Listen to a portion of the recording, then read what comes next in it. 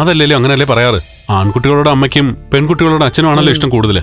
ആ കൂട്ടുകാരൻ വന്നു, രണ്ടുപേരും രണ്ടു തൂണും ചാരി ഇരിപ്പായി. കൊള്ളാന്തായാലും.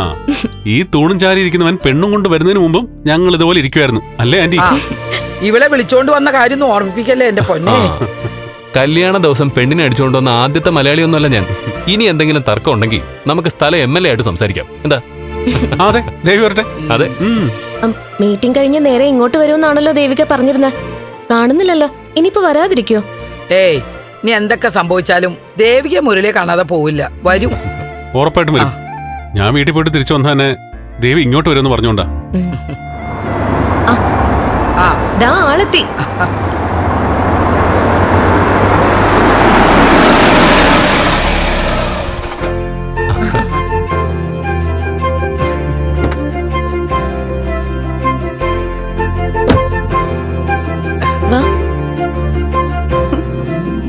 മുരളേട്ട MLA നമസ്കാരം.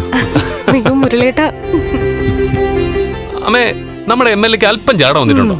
അഥവാ ജാട വന്നിട്ടുണ്ടെങ്കിൽ തന്നെ ഗൾഫാരുടെ അത്രയും ജാട വരില്ല. ഓ,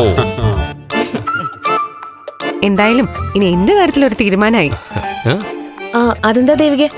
അല്ല, മുരളേട്ടൻ തിരിച്ചു പോകുന്നവരെ ഇനി നന്ദോനെ എനിക്ക് കിട്ടില്ലല്ലോ.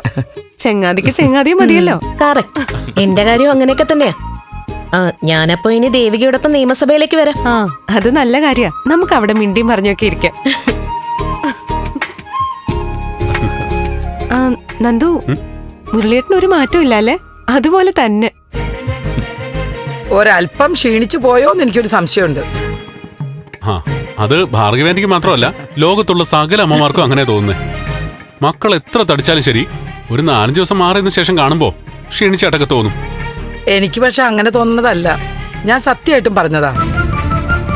ഇതേ കണ്ടോ, എന്തോ ക്ഷീണോ പ്രസന്നക്കുറവോ എന്തൊക്കെയോ ഉണ്ട് അല്ലേ ദേവികെ? ആന്റി പറഞ്ഞത് നേരാ, ഒരു ചെറിയ ക്ഷീണമൊക്കെ ഉണ്ട്. ഓ പിന്നെ ഒരു ക്ഷീണം. മുരളി പഴയതിലും കുട്ടപ്പനായിട്ടാ വന്നിരിക്കുന്നത്.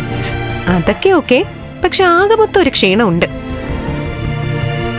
സത്യം പറഞ്ഞാ എനിക്കും തോന്നി. പറഞ്ഞു ഇവരെല്ലാരും കൂടി എന്നെ ക്ഷീണിതനാക്കുമല്ലോ. അതൊക്കെ പോട്ടെ, എത്ര ദിവസത്തെ അവധിയുണ്ട് മുരളിയേട്ടാ? ഞാൻ പ്രതീക്ഷിച്ച ചോദ്യം വന്നു. ഗൾഫിൽ നിന്ന് വന്ന ഉടനെ എന്ന് പോകുന്ന അടുത്ത ചോദ്യം. അതിപ്പോ LKG കുട്ടിയായാലും MLA മേഡമായാലും. ഓ, ഞാനൊരു കുശലം ചോദിച്ചതാ. അതെ, കുശലത്തിന്റെ കാര്യം തന്നെ ഞാനും പറഞ്ഞത്. അമേരിക്കയിൽ നിന്ന് ഇംഗ്ലണ്ടിൽ നിന്നൊക്കെ വരുന്നവരോട് ഇങ്ങനെയുള്ള ചോദ്യങ്ങളൊന്നും ഇല്ലല്ലോ. അവരൊക്കെ സമ്മാനങ്ങളൊന്നുമില്ലാതെ കൈ വീശി വന്നാലും ഒരു കുഴപ്പമില്ല. നേരെ മറിച്ച് ഗൾഫുകാരൻ വന്നാ പോകുന്ന തീയതി അറിയണം, എന്തൊക്കെയാ കൊണ്ടുവന്നെന്ന് അറിയണം. മതി, നമിച്ചു. അറിയാതൊന്ന് ചോദിച്ചു പോയതാ. അതിരിക്കട്ടെ, എനിക്ക് കൊണ്ടുവന്ന ഗിഫ്റ്റ് എവിടെ? അതൊക്കെ ഉണ്ട്. ആദ്യം നമുക്ക് ഭക്ഷണം കഴിക്കാം. അമ്മേ. പിന്നല്ലാതെ. മോള് വന്നേ. ഗൗരി വാ. നന്ദു ഒരു മിനിറ്റ്. സന്ദീപേ,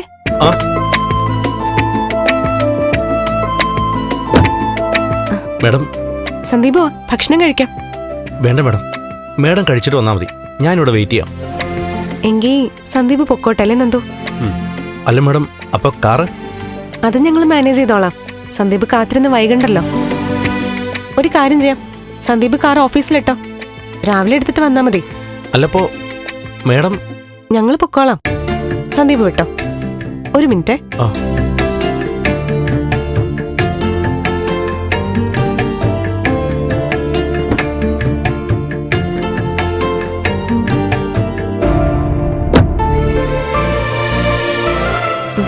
good night.